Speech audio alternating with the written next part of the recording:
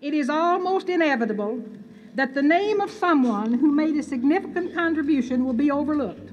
We hope this is not the case, but if it be true, we hope you will know that your efforts are appreciated and that you will have the inner satisfaction of having had a part in the planning and development of this magnificent idea.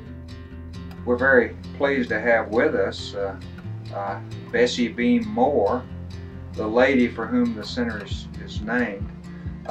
We're here celebrating her 86th birthday, and we think that she has an awful lot to tell us. So I think I began to learn that we have within us the ability to do a lot of things that we don't know we can do. To encapsulate the work of more than 60 years is a task doomed to failure, but we begin with her beginning as a small-town Arkansas teacher who thought libraries were important. Armed with that notion but little else, she began a lifetime guerrilla war against a sometimes anti-intellectual establishment, losing a lot of battles but winning the key campaigns. One senses she would have long ago declared victory but for fear of missing the melee. That persistence made her a national authority on information science.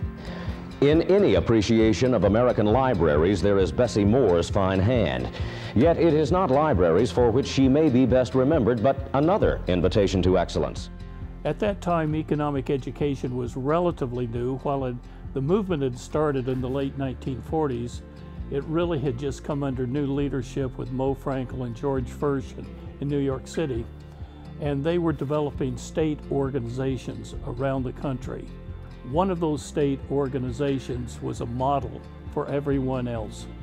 George Furch loved Bessie Moore and loved what she had done in Arkansas to grow the enthusiasm and the commitment and the money to put on and create good economic education programs. In American classrooms, this was the curriculum in the earliest grades: reading, writing, and arithmetic. Fine and necessary.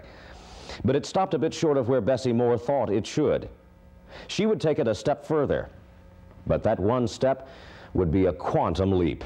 I became convinced that economics is the bottom of almost everything, and that we would never be able to vote intelligently on economic issues, which affect all of society, unless we had a better understanding of how the economy works.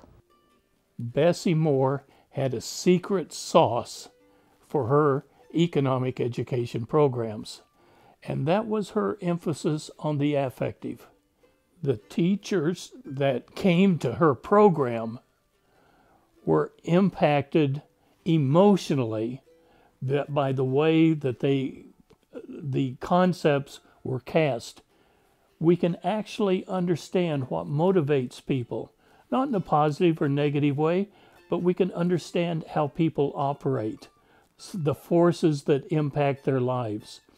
And she was able to provide, not just her personally, because she brought in staff that were capable of doing this.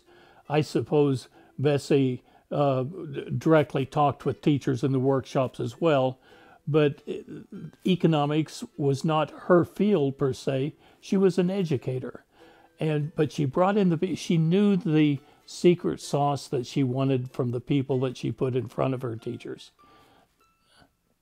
The teachers had fun.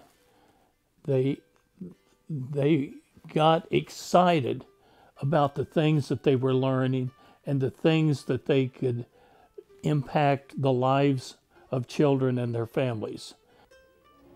The mid-1960s, the beginning of the new woman. You would not be alone in wondering if an 82-year-old woman might not blush at the prospect of burning her you-know-what. Not Bessie Moore. If only philosophically, hers went up in smoke more than 7 decades ago. In that age, in this country, in this state, the parameters of gender were quasi-Victorian, yet it was her father who provided the match. She explains it this way. My mother died at my birth, and my father had a great influence on me as a child, and he kept on saying to me, you know, even as a little child, he kept on saying to me, you know, you owe rent for living in this world, you know. You need to, everybody needs to try to make the world a better place to live. Of course, my first teaching experience was at age 14 when I taught in the St. James community up in Stone County. And at that time, the only requirement about teaching was to take a teacher's examination. There was no such thing as certification except by teacher examination. And if you'd had algebra, you could take the examination for a first grade certificate. For instance, I started the first Monday in July, and I was 14, but I was 15 on the second day of the next month. And I had students older than I was, and I had more than 70 students. And the blackboard is still there that I bought out of my own money because there was no money to buy a blackboard, and I felt we had to have one. I taught the 8th grade, 7th and 8th grade, and I taught English in high school. And the interesting thing about it was that I wasn't a high school graduate, and I was teaching high school English. There were no requirements in those days. Enthusiasm, determination, and drive. Oh, you asked for one. Take your pick.